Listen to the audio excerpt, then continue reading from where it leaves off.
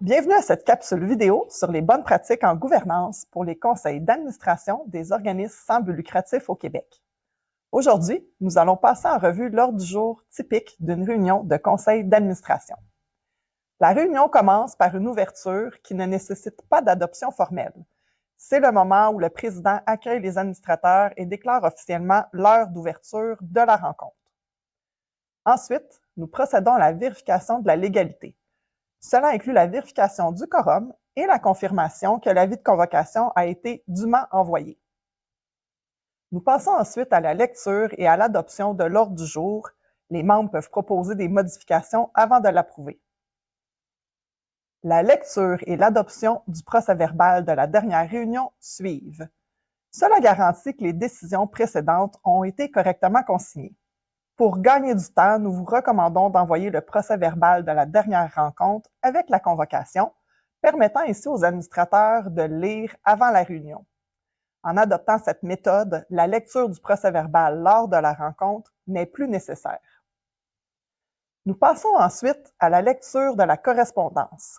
Cela peut inclure des lettres de partenaires, des demandes de subventions ou des communications importantes reçues depuis la dernière réunion. Le dépôt du bilan financier est un point crucial. Il comprend un rapport sur les fonds en banque, les chèques en circulation et les factures à payer. Cela permet aux administrateurs de rester informés de la santé financière de l'organisme. Les comités permanents présentent ensuite leur rapport. Ces comités, tels que le comité de financement ou le comité des ressources humaines, jouent un rôle clé dans le fonctionnement de l'organisme. Les comités spéciaux, formés pour des tâches spécifiques, présentent également leur rapport. Cela peut inclure des projets temporaires ou des initiatives particulières. Nous abordons ensuite les affaires en suspens, qui incluent le suivi des mandats délégués lors des réunions précédentes, ainsi que les décisions qui avaient été remises à plus tard. Les affaires nouvelles sont discutées ensuite. C'est une période de discussion et de décision où les résolutions peuvent être adoptées.